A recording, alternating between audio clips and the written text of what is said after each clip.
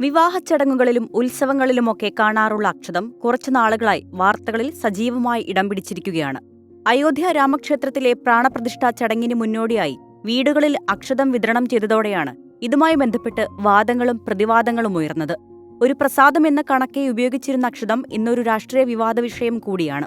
ഒരു ഭാഗത്ത് അക്ഷതത്തെ ഭക്തിയുമായി ചേർത്ത് വയ്ക്കുമ്പോൾ മറുഭാഗത്ത് ഇടത് പുരോഗമന മതേതരവാദികൾ അക്ഷതത്തെയും അത് ഉപയോഗിക്കപ്പെടുന്ന സാഹചര്യത്തെയും രാഷ്ട്രീയമായി വിമർശിക്കുന്നുണ്ട്.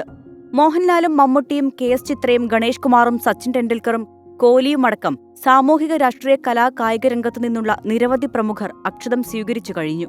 പിന്നാലെ വന്നു വിമർശനങ്ങളും അനുകൂല പോസ്റ്റുകളും വഴിയെ. ചിലർ ഭക്തിയും രാഷ്ട്രീയവും കൊണ്ട് അക്ഷതം വാങ്ങുമ്പോൾ വീട്ടിൽ കൊണ്ടുവന്ന് തന്നതല്ലേ വാങ്ങാതിരിക്കുന്നതെങ്ങനെയെന്ന മട്ടാണ് ചിലർക്ക്. മറ്റൊരു വിഭാഗം അക്ഷതം വാങ്ങില്ലെന്ന് തുറന്നു പറയുന്നവരുമാണ്. വിഷയത്തിൽ സോഷ്യൽ മീഡിയയിൽ ചർച്ച ചൂടുപിടിക്കുന്നു. വിവാദങ്ങളിലേക്ക് കടക്കും മുൻപ് എന്താണ് അക്ഷതം എന്നറിയാം. ക്ഷതമില്ലാത്തത് അഥവാ പൊട്ടാത്തത് എന്നാണ് അക്ഷതത്തിന്റെ അർത്ഥം. മിക്ക ഹൈന്ദവ അനുഷ്ഠാനങ്ങളിലും ഇത് ഉപയോഗിച്ചു വരുന്നുണ്ട്. ഉണക്കലരിയോ അരിയോ മഞ്ഞൾ ചേർത്ത് അക്ഷതമാക്കാറുണ്ട്. കേരളത്തിൽ അക്ഷതം ഒരു ഭാഗം നെല്ലും ഒരു ഭാഗം അരിയുമാണ്.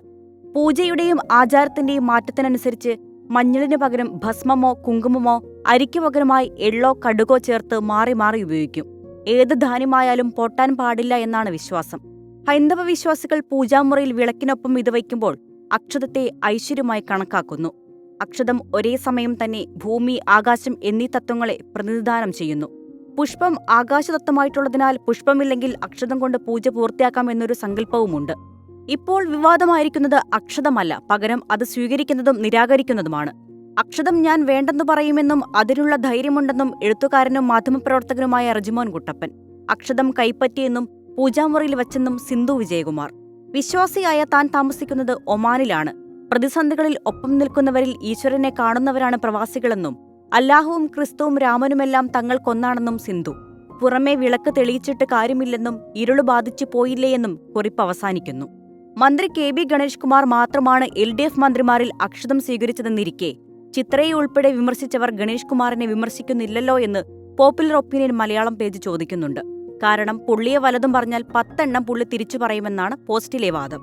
പ്രദീപ് രാമനാട്ടുകാരെ എഴുതിയ കൃഷ്ണദാസ് മാഷിന്റെ അനുഭവമെന്ന് പറയുന്ന പോസ്റ്റിൽ അക്ഷതം സ്വീകരിക്കാൻ തയ്യാറാകാത്തത് വ്യക്തമാക്കുന്നുണ്ട്.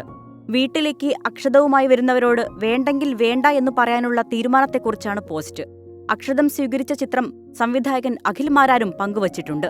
ഏതൊരു ക്ഷേത്രത്തിലെയും പ്രസാദം കണക്കെയാണ് അക്ഷതം സ്വീകരിച്ചതെന്ന് പറയുമ്പോഴും BJPയെയും അതിലുപരി CPIMനെയും രാഷ്ട്രീയമായി വിമർശിക്കാനാണ് പോസ്റ്റ് പ്രയോജനപ്പെടുത്തിയിട്ടുള്ളത്.